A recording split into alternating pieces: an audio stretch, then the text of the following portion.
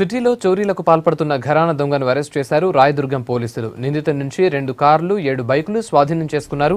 ఫిలింనగర్కు చెందిన Shivakumar GHMC auto డ్రైవర్గా చేస్తూ మద్యానికి బానిసయ్యాడు. పార్కింగ్ చేసిన వాహనాలు దొంగతనం చేయడం అలవాటు చేసుకున్నాడు. ట్రాఫిక్ పోలీసులు చలానా వేయడంతో విషయం బయటపడింది. కారు తీసుకోవడానికి ఎవరూ రాకపోవడంతో పోలీసులకు అనుమానం వచ్చి దర్యాప్తు చేయడంతో శివకుమార్ బండారం మొత్తం బయటపడింది.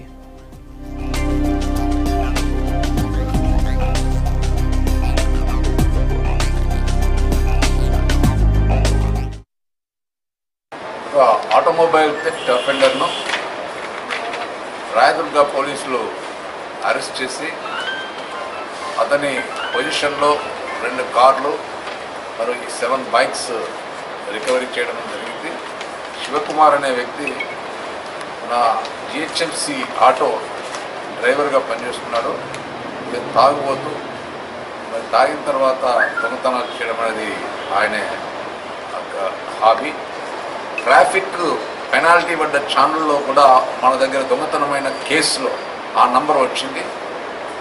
అది ఎవరు నడిపారు, ఆ ట్రాఫిక్ ఛానల్ ఎలా పడ్డదనేది, అది దొంగతనమైన వెహికల్ అనే వివరాల్లోకి వెళ్ళినప్పుడు ఆ నంబర్ గల వెహికల్ రామ్గోపాల్పేట్ ఏరియాలో ఒక కార్ అనేది అక్కడ ఉంది.